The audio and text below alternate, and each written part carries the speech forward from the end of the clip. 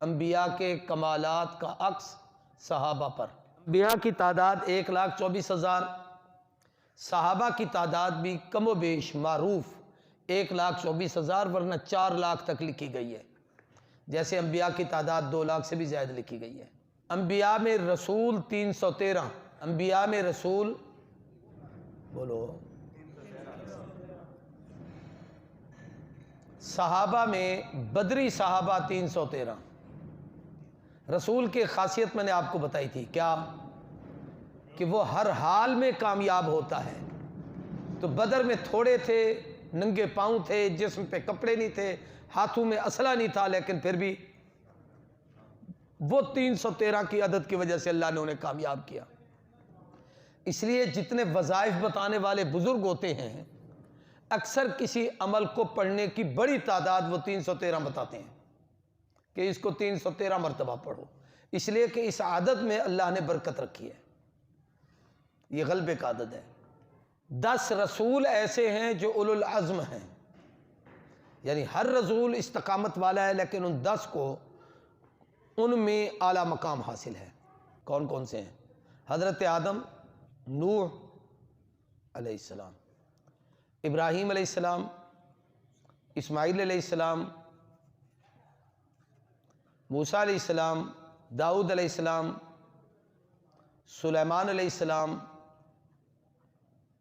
ادریس علیہ السلام، عیسیٰ علیہ السلام، اور جناب محمد الرسول اللہ صلی اللہ علیہ وسلم، یہ 10 ہیں۔ ان کا عکس جب 10 پر پڑا تو 10 عشرہ مبشرہ بالجنہ، جن کو حضور نے دنیا میں جنت کا ٹکٹ دیا، سیدنا ابو بکر صدیق، عمر فاروق، عثمان غنی، علی المرتضیٰ، طلحہ، زبیر، سعد، سعید، ابو عبیدہ ابن الجراح، عبد الرحمن ابن عوف رضی اللہ تعالی عنہم اجمعین۔ انبیاء میں سے 4 ہیں جو صاحب کتاب ہیں، انبیاء میں سے 4 ہیں جو کیا ہیں؟ صاحب کتاب ہیں۔ صحابہ میں 4 ہیں جو صاحب خلافت ہیں، خلفائے راشدین علی منہاج النبوت۔ 4 نبیوں میں ایک ہے جسے مانگا گیا، کعبے کی چوکھٹ کو پکڑ کر ابراہیم نے کن کو مانگا تھا؟ حضور کو۔ 4 خلفاء میں ایک ہے جسے مانگا گیا، ہاں حضرت عمر، واہ بڑا بولیا ہے۔ 4 میں ایک ہیں جو سب کے سردار ہیں، حضور، اور ادھر 4 میں ایک ہیں جو سب کے سردار ہیں، ابو بکر۔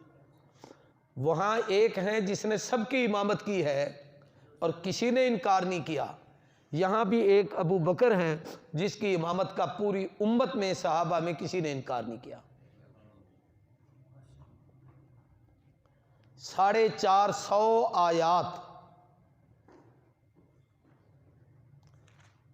قرآن پاک میں عظمت صحابہ پر موجود ہیں۔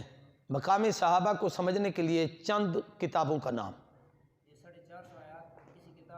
بتاتا ہوں نا، دریا کے آنے سے پہلے پجامہ اتار لیتے ہو۔ لکھیں، ازالۃ الخفا، امام شاہ ولی اللہ محدث دہلوی، مقامی صحابہ کو سمجھنے کے لیے ازالۃ الخفا، شاہ ولی اللہ محدث دہلوی رحمۃ اللہ تعالی علیہ۔ بر صغیر میں یہ مرکز اسانید ہیں، کوئی محدث دیوبندی، بریلوی، اہل حدیث اپنا بیگانہ حدیث کی سند شاہ ولی اللہ سے آگے نہیں لے جا سکتا جب تک شاہ ولی اللہ کے قدموں تک نہ پہنچے۔ دوسرا نام تحفہ اثنا عشریہ، یہ امام شاہ ولی اللہ کے بڑے بیٹے تھے، شاہ عبد العزیز محدث دہلوی۔ تیسری کتاب معیار صحابیت، علامہ ڈاکٹر خالد محمود PhD لندن۔ عدالت صحابہ، مفتی محمد شفیع رحمۃ اللہ علیہ۔ عظمت صحابہ،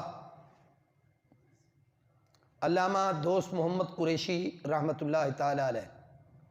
ایک اور کتاب الاصحاب فی الکتاب، یہ ہے وہ جو آپ کے مقصد کی کہ صحابہ قرآنی آیات میں۔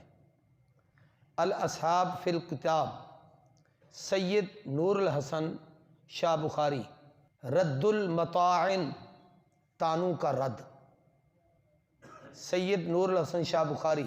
نبی و صدیق، یہ بھی سید نور الحسن شاہ بخاری۔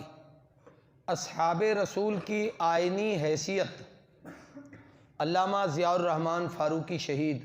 عظمت صحابہ کا انسائکلوپیڈیا، محمد عدنان کلیانوی، یہ کراچی کے ایک عالم ہیں۔ بر صغیر کے کچھ علماء کے نام لکھواتا ہوں جنہوں نے اس نہج پر کام کیا ہے، یعنی عظمت صحابہ پر۔ شاہ عبد العزیز محدث دہلوی، مولانا عبد الشکور لکھنوی، قاضی مظہر حسین چکوال، مولانا محمد نافع جھنگ، مفتی بشیر احمد پسروری، یہ حضرت لاہوری کے خلیفہ تھے، مولانا احمد علی لاہوری رحمۃ اللہ علیہ کے۔ مولانا نافع دیوبند کے فاضل تھے۔ سید احمد شاہ چوکیروی، چوکیرا یہ سرگودا کے قریب ایک علاقہ ہے، وہاں کے عالم تھے، انہیں محدث پاکستان اس وقت کہا جاتا تھا، اس نے بڑا کام کیا تھا۔ شیخ الحدیث مولانا سلیم اللہ خان، یہ تحریک مدح صحابہ میں انہوں نے بھی کراچی میں ایک بہت بڑی تحریک چلائی تھی۔